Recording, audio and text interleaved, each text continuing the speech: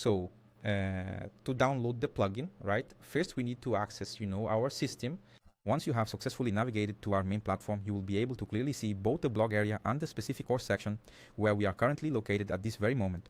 In order to gain full access to the platform, if you have not already done so, please feel free to get started for free by simply creating a new user account, or alternatively, you can just log in. Just simply click on the button labeled login in order to gain a complete access to the entire system. From this point forward, I am accessing the Orça5D platform and not just a course area. Is that correct?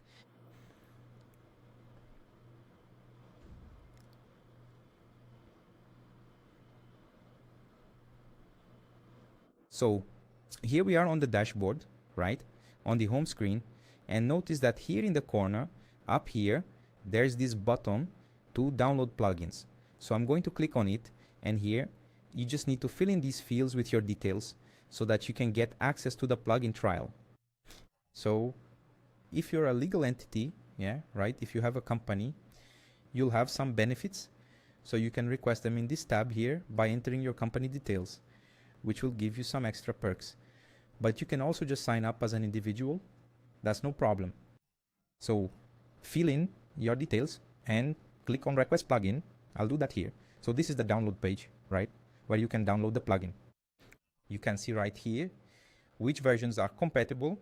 So from version 2023 to the latest one we have today, which is 2027, you can download it.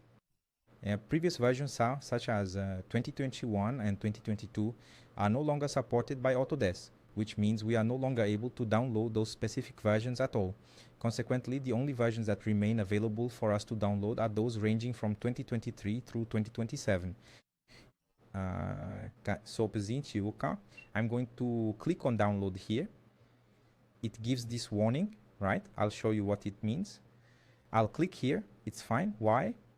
Well, since it's a new plugin, it doesn't have many downloads yet. So Windows sees this file as potentially malicious. It's a false positive. Yeah, to demonstrate this, I'm going to download it and run the verification. And you can also perform this verification before clicking install. No problem if you'd like to. So you can easily check for any viruses here through the antivirus. So this is a false positive, right? I'll click on OK here. It will start the download. It first downloads this PDF file here, which is actually the installation manual, but that's what I'm going to do here. Up there, notice that the download was blocked, right? Because it precisely identifies it as a potential threat. So I'm going to click on this bar here, and I'll keep suspicious file, like it says here, keep suspicious file.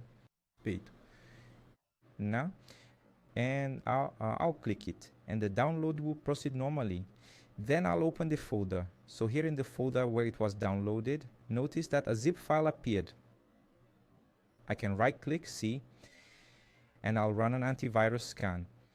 So I'll click on more options and scan it with Microsoft Defender. Sure, if you don't want to do this part, you don't have to, but if you do want to, just do this, right? Or check with the antivirus you have there. You don't need to disable the antivirus. You don't need to. So it's selected here. Look, custom scan. So I'm going to scan now. He's going to ask me to open, the folder where this file is. So it's this folder right here. I'll select this folder. It already scanned, right? Look here, no threats. Since there's only one file, it was really fast. It didn't even show a loading bar. It showed here. Look, 2 files scanned, so there are no threats in this file. So I'm going to unzip it, right? I'm going to decompress it, extract the file.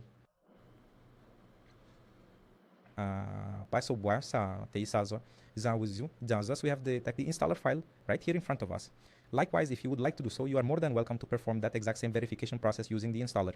I personally won't be doing it, but you can unzip the file first if you prefer, and then proceed to run the verification just to double check and confirm this important security aspect. Yeah, you can go ahead and install it, no problem. Actually, I have Revit open here, so I'm going to close it.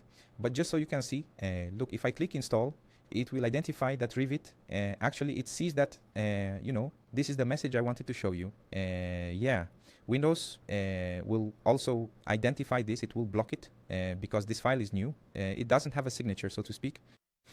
Now, when you go to install it, by the screen that pops up might appear blue. Mine is dark because of my theme settings, so it looks like this. I am going to click right here. Do you see on more info? Yeah,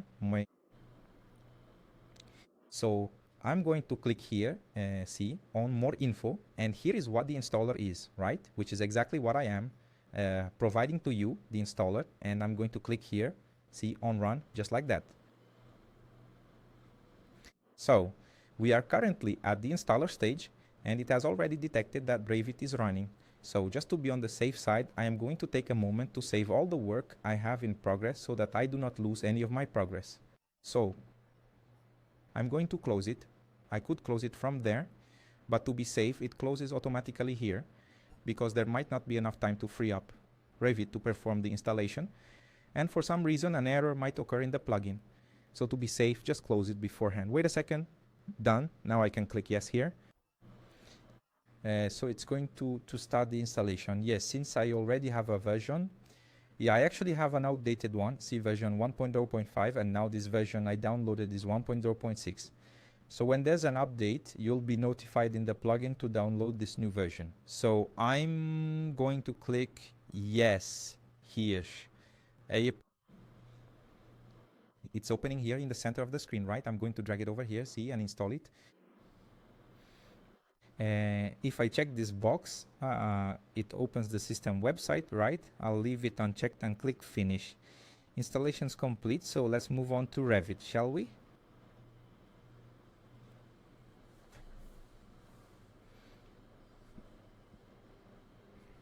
While Revit opens, as you can see here, it's just a detailed step-by-step guide on how to properly install the plugin. If you would like to see this in much greater detail, this is the most efficient step-by-step process, as one might say. When you open Revit now, you will notice that it now triggers this specific security warning for the extension that was just loaded. Since this is the Orça5D extension, please make sure to select the option that says always load. If you fail to do this, you will find that this annoying Panoi prompt will reappear every single time you launch the Revit software. So click here, always load, and the next time you open Revit, you won't have to go through this step. It will open normally. It's faster that way too. So we'll continue in the next class, right? The plugin has already been installed. I'll even open it up here. Look, it's a file that says from scratch.